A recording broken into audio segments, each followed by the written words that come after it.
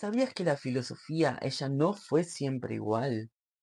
Al contrario de lo que muchas personas pueden pensar, la filosofía, ella pasó por diferentes etapas en los cuales sus objetivos, sus objetos de interés fueron cambiando, pero su esencia se mantuvo siempre igual. ¿Cuál es la esencia de la filosofía? Es la búsqueda por la verdad, es la búsqueda por el conocimiento, es la búsqueda por lo que no es efímero, es la búsqueda por lo que no es relativo, es la búsqueda por lo que es en sí mismo y por lo que hace ser a las cosas lo que son. En este video te voy a contar brevemente cuáles son esas diferentes etapas por las cuales pasó la filosofía. Pero antes te pido que nos des un me gusta y que nos dejes tu comentario acá abajo.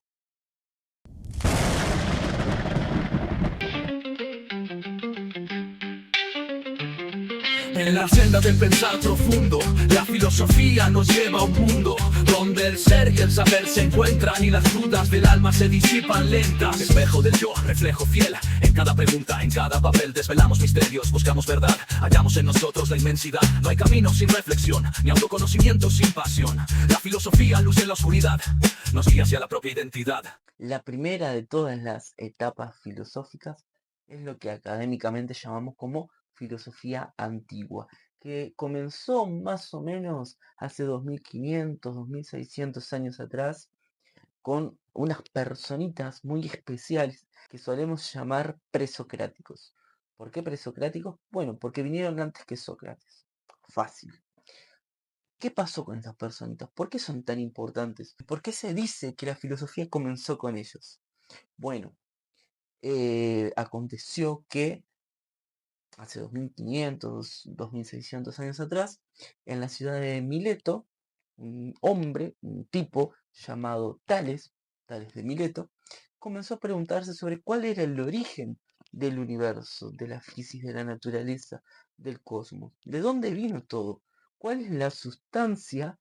¿Cuál es la causa que originó todo y que sustenta todo? Pensó, razonó y postuló que, bueno, era el agua. Tales tuvo sus discípulos, ¿no? Anaximandro, por ejemplo. Anaximandro, él postuló que, bueno, no era el agua. Porque, ¿cuál es el razonamiento que hizo Anaximandro? El agua no puede transformarse en fuego. El agua no puede transformarse en tierra, ¿no? Tipo, ¿cómo el agua después se va a transformar en tierra?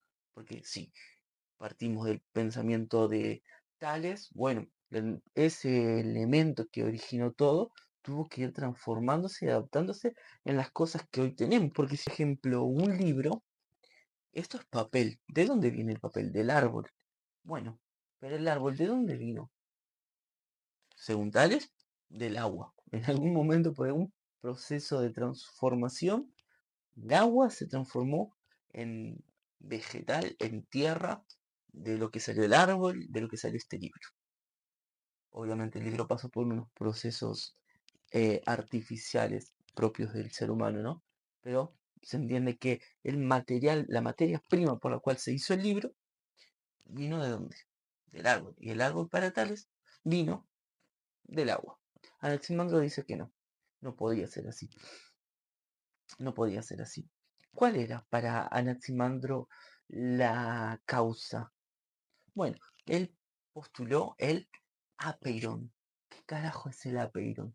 Vamos a desarrollarlo más adelante en un video porque es un tema profundísimo que está muy bueno. El apeiron es lo indefinido. El apeiron es lo ilimitado. Es lo que es, pero que a la vez no es porque no tiene una forma definida que vos digas, esto acá es el apeiron.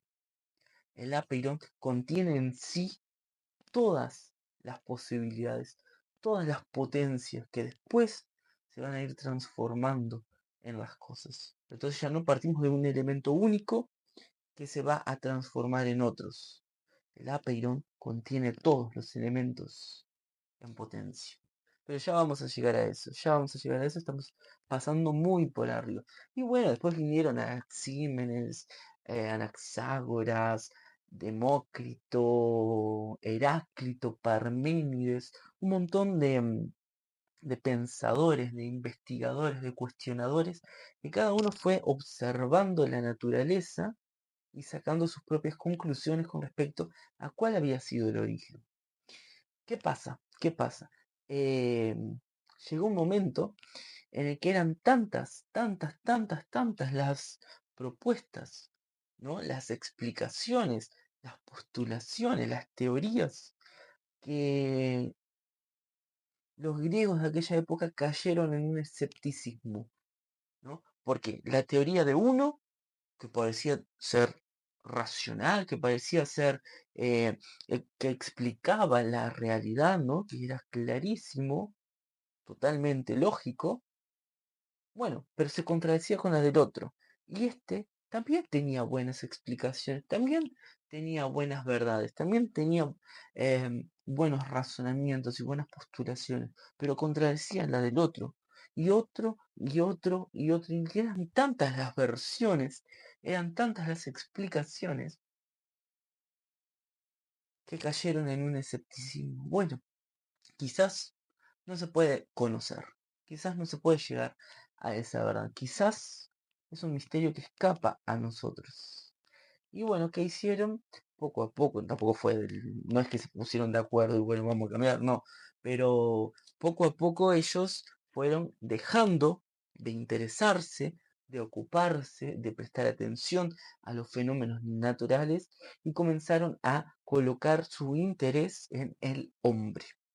Ahí vinieron los sofistas que vamos a desarrollar más adelante en otros videos y el fabuloso, el genial, el maravilloso Sócrates, ¿no? Que dividió la filosofía antes de Sócrates, los físicos, y después de Sócrates. Con Sócrates, el foco, el objetivo de la filosofía pasó a estar ¿en dónde? En el ser humano, en la vida pública, en la cual es la mejor, la más correcta, la más conveniente forma de vivir, la ética, ¿no? Sócrates impulsó, generó el estudio, la investigación de la ética respecto a la vida del ser humano en sociedad, en la polis. Bueno, después vinieron Platón, tuvo sus planteos también, sus diálogos, ¿no? Aristóteles, discípulo de Platón, vinieron los estoicos, los epicúreos, los escépticos, los cínicos, los neoplatónicos. Y bueno, tenemos bastante contenido para estudiar, para analizar.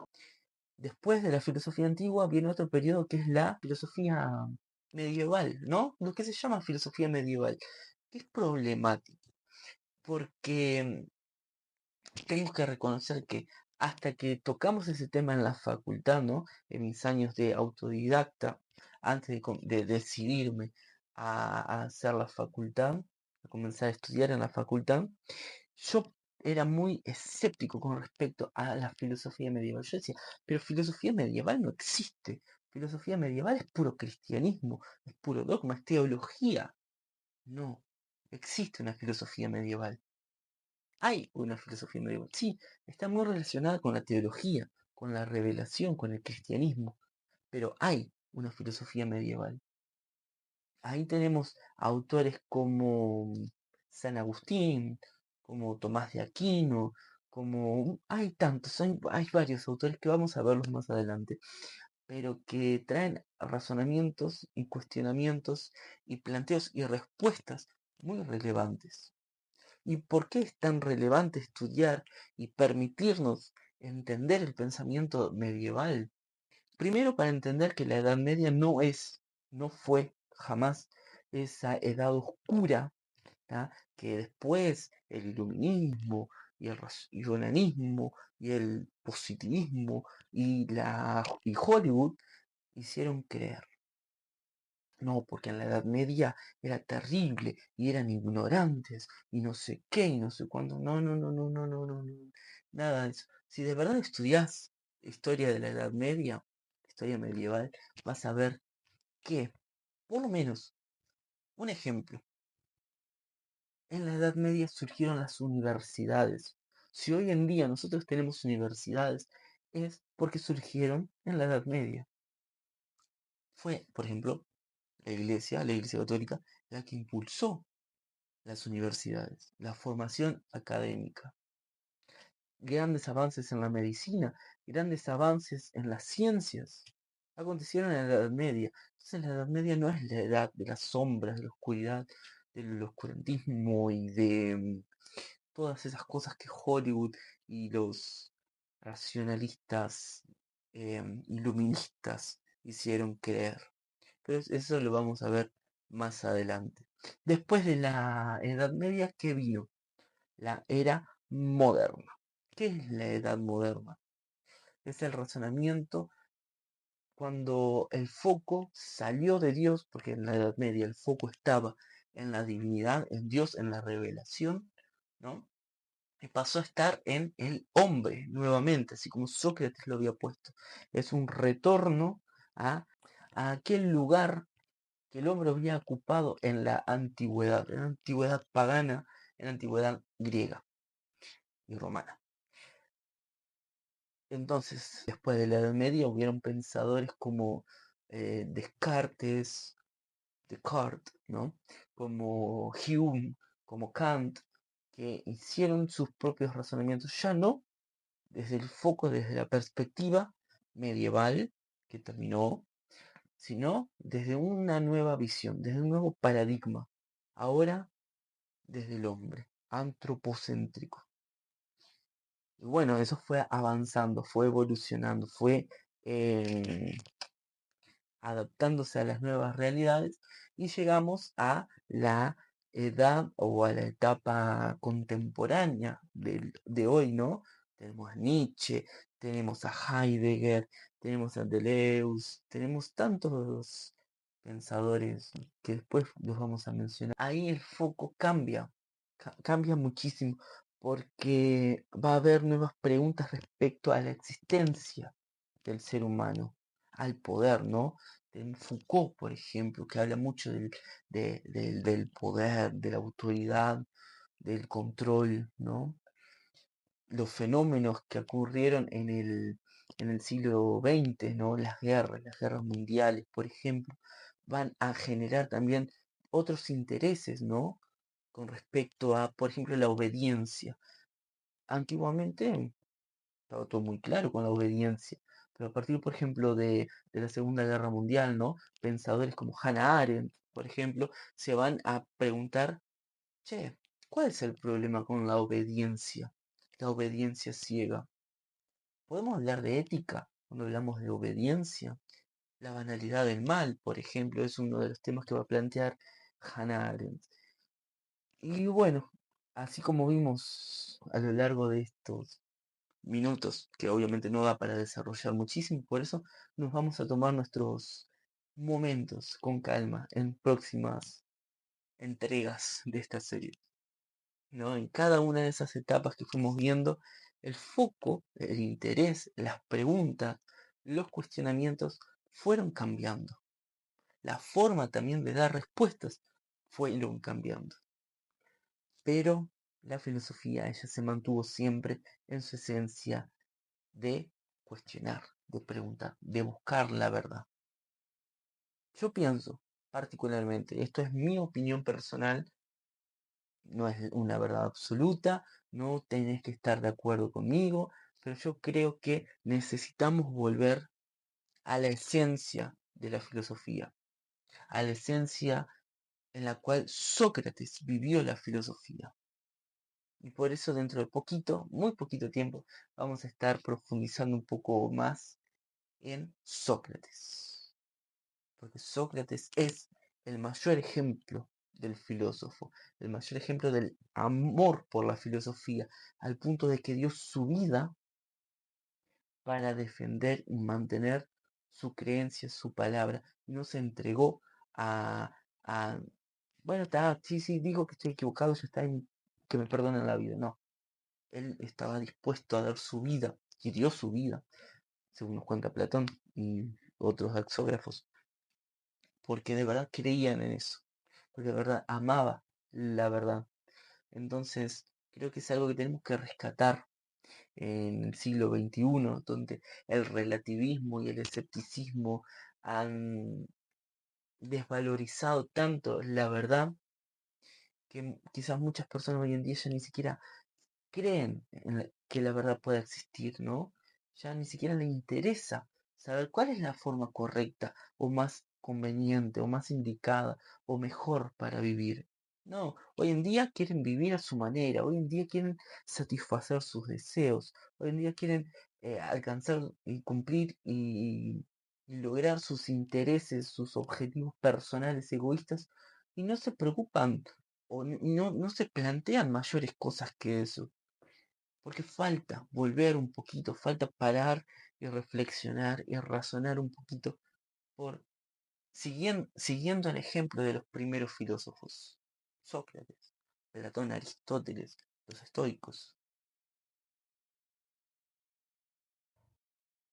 Y esas son cosas que vamos a hacer más adelante. Si te gustó el video, no te olvides de dar me gusta, de dejar tu comentario y de compartir. Hasta el próximo video, un fuerte abrazo.